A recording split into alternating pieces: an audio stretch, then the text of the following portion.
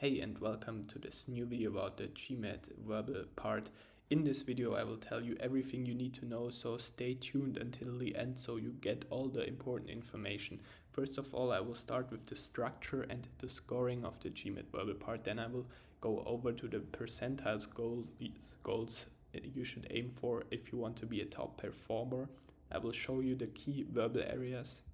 Then I will put a lot of emphasis on example questions and show you how to approach them and how to solve them. And lastly, I will give you some tips about the study strategy. So let's head right into the scoring and percentiles. I will be very brief here. Your verbal score ranges from 60 to 90. There are 23 questions you have to answer in 45 minutes. If you wanted to be an average performer, so in the top 50%, you should aim for 78 points. And if you want to be in the top 10, you should have at least 84 points. In the top 1, you should have 89 points approximately. If you are aiming for top 10 or top 1%, I strongly recommend you subscribing to this YouTube channel, because I will give you all the information that you need to know in the following videos, and I will give you a lot of example questions of very hard questions that you need to answer right in order to achieve those 84 or more points. So the GMAT verbal part consists of two main areas. The first one is reading comprehension. This is straightforward, just a text consisting of 3 to 4 paragraphs, and there are also 3 to 5 questions, so 1 or 2 about each paragraph. Then there's critical reasoning, where a situation is given to you and you most of the times need to find arguments that either strengthen a certain position or weaken a certain position. But we will go into detail in this like right now with some example questions so you can better understand it, and I will show you how to solve them. Now the reading comprehension part. This is the paragraph that is given to you. I will just read it to you very briefly. In industrial organizations, psychologist Dr. Cheng observed that companies adopting a 4-day work week saw a notable increase in employee productivity. In her study of 50 mid-sized firms, overall productivity output per worker rose by 50% after 1 year on a 4-day schedule. She proposes that a more concentrated schedule improves focus and morale. However, some experts caution that such gains might also be influenced by novelty or self-selection. For example, only certain types of companies tried the 4-day working week. Dr. Cheng acknowledges that further research is needed to determine whether productivity boost is sustainable in the long term.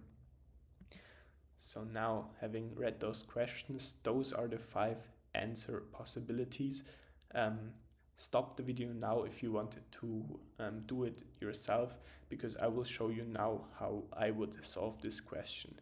The first answer possibility, and we're going through this by process elimination, so we're eliminating 4 answer choices, and so we only have 1 left, which is then the correct one. Let's start with A. To present a successful business strategy and strongly advocate for its widespread adoption.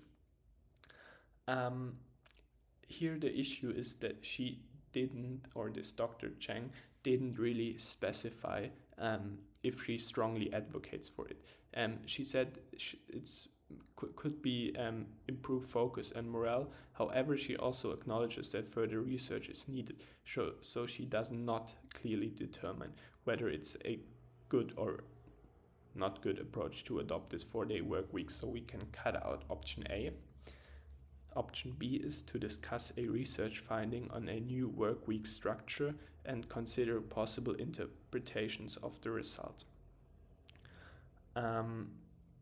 She indeed discusses the findings of this new work week structure, because she finds that it improves focus and morale, and also that certain companies only tried it, which could then weaken the argument. So she indeed considers multiple interpretations. So we will keep B as an answer choice. Now let's go to C, to compare two different theories about employee productivity and favor one of the other.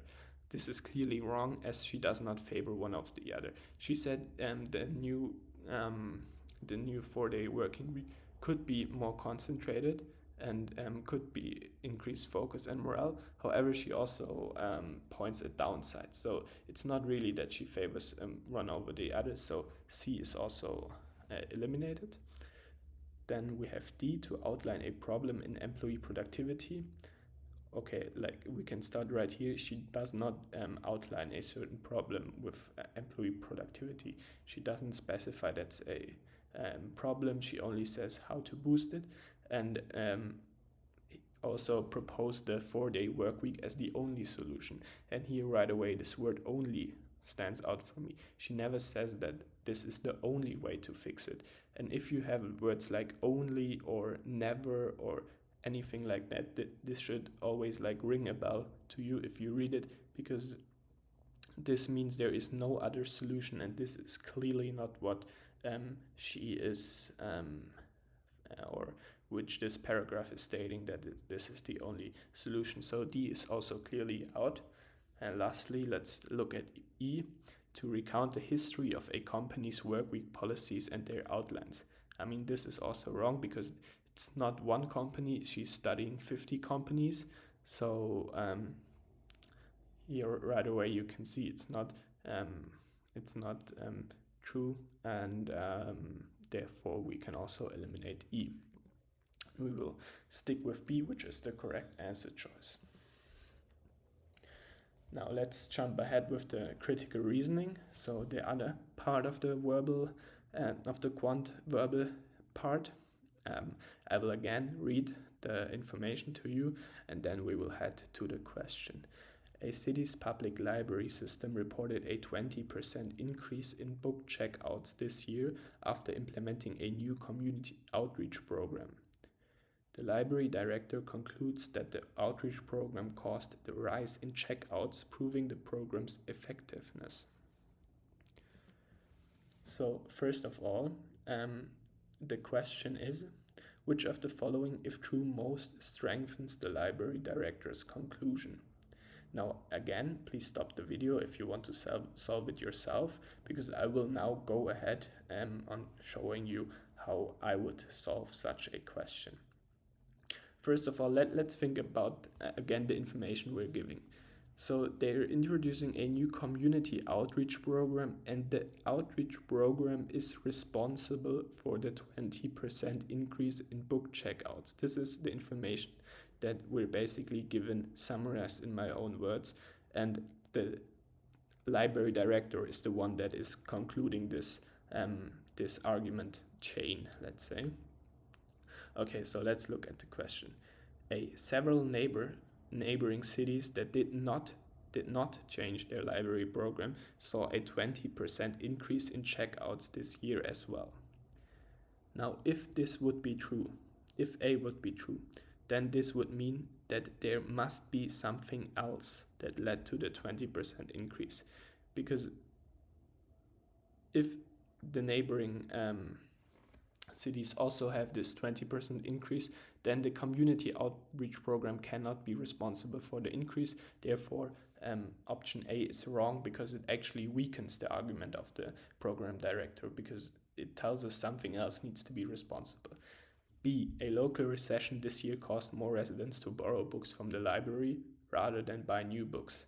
Again, this offers another argument for the increase in the book checkouts, mainly the local recession. So the local recession is responsible for the increase in book checkouts. Again, this weakens the argument from the director, who's concluding that the new outreach program is responsible for the 20% increase. Option C, the outreach program included a new book delivery service to senior centers, which accounted for a significant proportion of the increase in checkouts.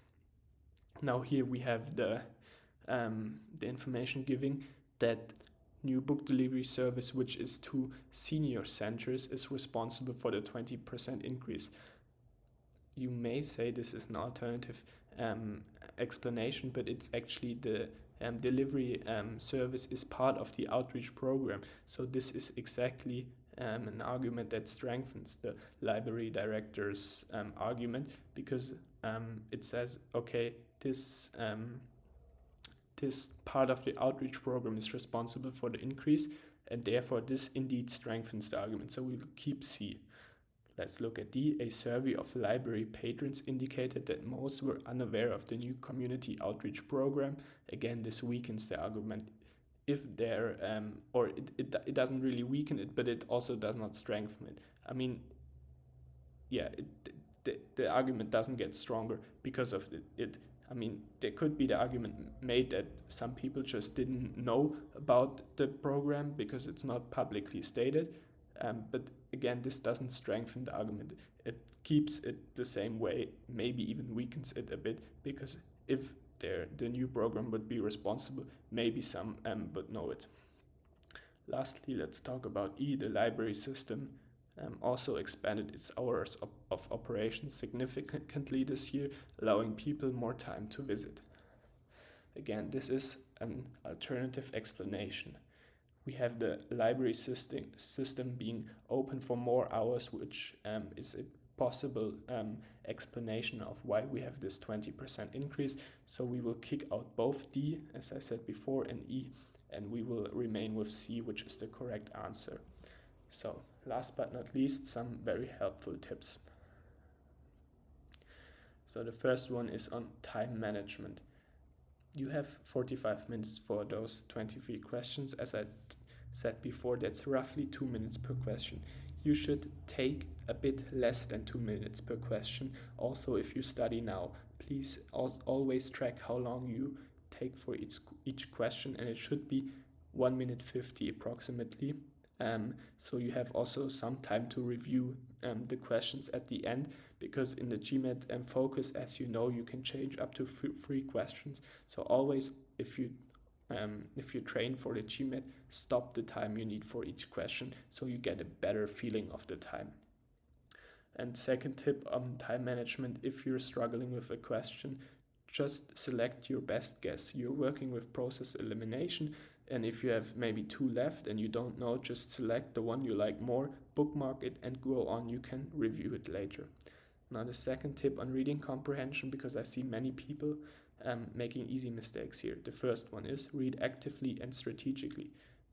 Reading actively means for every paragraph that you're reading, take 1 or 2 notes about the most important stuff.